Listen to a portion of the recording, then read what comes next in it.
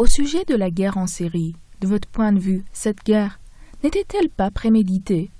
Tout à fait, bien sûr, madame. La guerre en Syrie a été préméditée. Elle a commencé quand on a tenté de créer un conflit au Liban et on a essayé de mettre les Syriens en dehors du Liban et de créer une guerre au Liban et puis une guerre à travers le Liban pour atteindre la Syrie.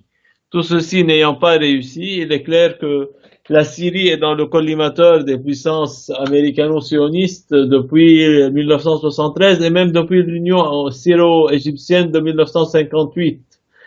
La Syrie est la cible ennemie depuis les époques colonialistes et impérialistes et elle le reste. Ceci n'est pas nouveau. Donc, il est clair que ces événements ont été prémédités. Ils ont profité des difficultés que connaissent tous les pays du tiers-monde au niveau du développement économique pour pouvoir si vous voulez réaliser leur dessein. Mais il est clair que de toute façon, la Syrie est dans le collimateur des puissances hostiles depuis toujours. Ceci est une vérité connue. Le président Nasser, une fois qu'il discutait avec des journalistes, il a été clair que l'intervention égyptienne et l'union égypto-syrienne qui a créé la République arabe unie avait pour but justement d'empêcher la réalisation du complot qui consistait à dépecer la Syrie et à créer des conflits politiques, ethniques et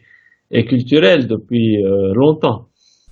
Quel a été le rôle des pays occidentaux dans le déclenchement de la guerre en Syrie? L'Occident a évidemment encouragé et apporté une aide logistique, politique, une aide, si vous voulez même à la limite peut-être matérielle et militaire à certains groupes. Et puis il a facilité l'acheminement de ce qu'on appelait les djihadistes ou les terroristes, à mon sens. Donc, l'Occident a beaucoup facilité et soutenu et ourdi le complot contre la Syrie. Il a reconnu la soi-disant opposition qui est installée quelque part entre Istanbul, Ankara, Riyad et Paris. Donc, il est clair que le soutien inconditionnel apporté par les Occidentaux à ces groupes ont attisé le feu en Syrie